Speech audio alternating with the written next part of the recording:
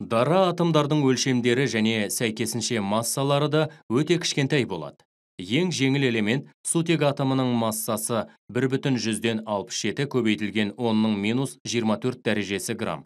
Ал табиғатта кездесетін ең ауыр элемент уран атомының массасы 3,95 көбейтілген 10-ның минус 22 дәрежесі грамм. Атомдық массалардың осындай аз мөлшердегі сандар арқылы көрсетілуі қолайсыз болғандықтан, атомдардың массаларымен салыстыруға келетін арнайы стандартты массасы анықталды. Осылайша, барлық атомдардың массалары осы стандарт арқылы көрсетіледі. Стандарт ретінде көміртек 12 изотопының атомы таңдалып, атомдық массаның бірлігі ретінде осы атом массасының 12-ден 1 бөлігі қабылданды. Көміртек 12 атомының массасы дәл 12 массаның атомдық бірлігіне тең болғандықтан, көміртек 12-нің салыстырмалы атомдық массасы 12,0. Протон мен нейтронның массалары шамалас, және бір массаның атомдық бірлігіне тең, ал электронның массасы одан әлде қайда кіші. Фтор, натрий, алюминий секілді бір ғана изотоп түрінде кездесетін элементтер жағдайында салыстырмалы атомдық масса қарапайым түрде осы элемент атомының массасы болады. Сол себепті бүтін сан арқылы көрсетіледі. Фтор, натрий және алюминийдің салыстырмалы атомдық массалары сәйкесінше 19, 23 және 27. Алайда хлор, темір және мыс секілді элементтердің көпшілігінде 2 немесе одан да көп изотоптары бар. Мұндай жағдайда салыстырмалы атомдық масса изотоптардың орташа атомдық массасына тең. Сондықтан бүтін сан бола алмайды. Хлор, темір және мыстың салыстырмалы атомдық массалары сәйкесінше 35,45, 55,85 және 63,55-ке тең. Біз есептеп тапқан мән периодтық кестеде көрсетілген. Тәжірибе арқылы анықталған бордың салыстырмалы атомдық массасына өте жақын. Периодтық кестеде көрсетілген орташа атомдық массалар барлық табиғи изотоптардың салыстырмалы мөлшерлік үлестерін ескере отырып есептелген. Табиғи күміс табиғатта 2 изотоптың қоспасы ретінде кездеседі. Күміс 107 және күміс 109. Салыстырмалы атомдық массасы 107,87 болатын табиғи күмістің изотоптық құрамын есептейік.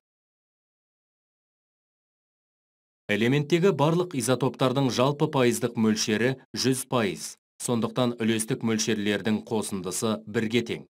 Пайызбен берілетін мөлшерді үлестік мөлшерге айналдыру үшін пайыздық көрсеткішті 100-ге бөлеміз. Егер күміс 107-нің үлестік мөлшерін x арқылы белгілесек, онда күміс 109-дың үлестік мөлшері 1 минус x-ке тең болады. Күміс 107-нің салыстырмалы атомдық массасы 107-ге, ал күміс 109-дың салыстырмалы атомдық массасы 109-ға тең. Әрбір изотоптың үлестік мөлшерін оның атомдық массасына көбейтіп, нәтижелерді өзара қосқан кезде элементтің салыстырмалы атомдық массасы шығатынын ескеріп, теңдеу құрамыз. Осылайша 107 көбейтілген x қосылған 109 көбейтілген 1 минус x тең болады 107,187. X үшін теңдеуді шешіп, күміс 107-нің үлестік мөлшері 0,565-ке тең болатынын анықтаймыз. Осылайша 1 минус x өзгерісі ретінде есептелетін күміс 109-дың үлестік мөлшері 0,435-ке тең. Изотоптың таралуын пайыз арқылы көрсету үшін оның үлестік мөлшерін 100%-ға көбейтеміз. Осылайша күміс 107 үшін 0,565 56,5% мөлшерге, ал күміс 109 үшін 0,435 43,5% мөлшерге сәйкес келеді. Есептелген пайыздық мөлшерлерді диаграмма түрінде көрсете аламыз.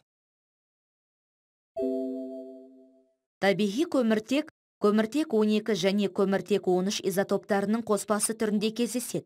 Аталған изотоптардың пайыздық мөлшері сәйкесінше 98,89% және 1,11%. Табиғи элементтің салыстырмалы атомдық массасы осы элементтің табиғи изотоптар қоспасының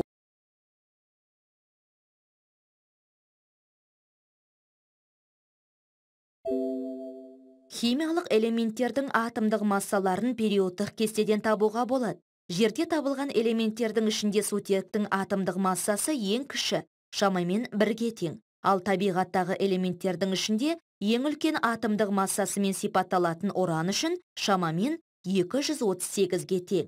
Периодтық кестеде орналасқан элементтердің атомдық массалары сутектен бастап, кестенің соңына дейін олардың атомдық нөмірлерінің өсуіне сәйкес артады. Бұл заңдылыққа қайшы тек бірнеше жағдай бар.